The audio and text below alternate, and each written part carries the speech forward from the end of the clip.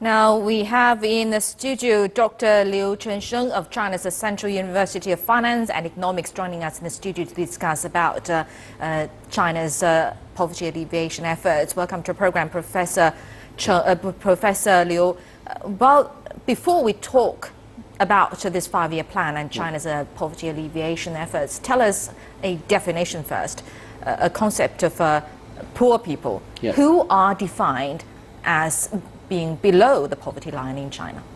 Well, yes, I think we see a lot of numbers. There are still like 50 million people living under the standard of living the normal living standard. These people are defined as poor people. Yeah. Then, talking about poverty alleviation efforts in China, this 5-year plan is quite an ambitious one to lift 70 million people out of poverty by the year 2020. No one is allowed to be left behind. Then what do you think are the major challenges ahead? Well, there are a lot of challenges. First, in these less developed areas, the infrastructure like the transportation is very poor. The second is, I think these areas lack the internal growth incentives, and they need to find their own path of development based on their comparative advantages and factor endowments. The third one, in these areas, the people and the local government, they need to change their ideas of development. You cannot depend on the financial support wholly and forever. And you understand that this only lasts for a while, and then they give you a hand, and you need to stand up. Well, do you think this 5-year plan is achievable?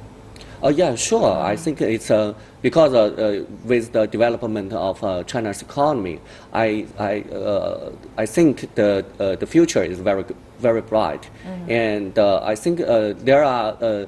We got this plan, and this plan is very comprehensive and very detailed to help people to solve the poverty problems.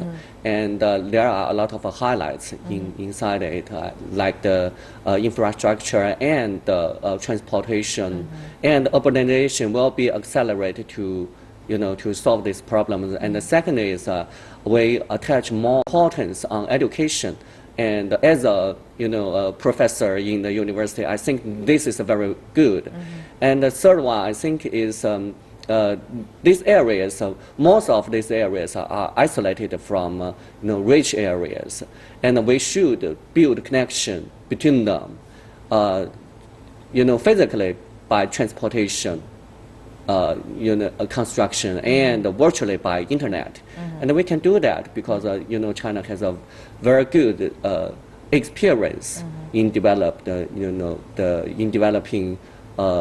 internet economy and infrastructure construction. Yes. Thank you very much, Professor Liu Chunsheng of China's Central University of Finance and Economics. Thank you. Thank you very much indeed.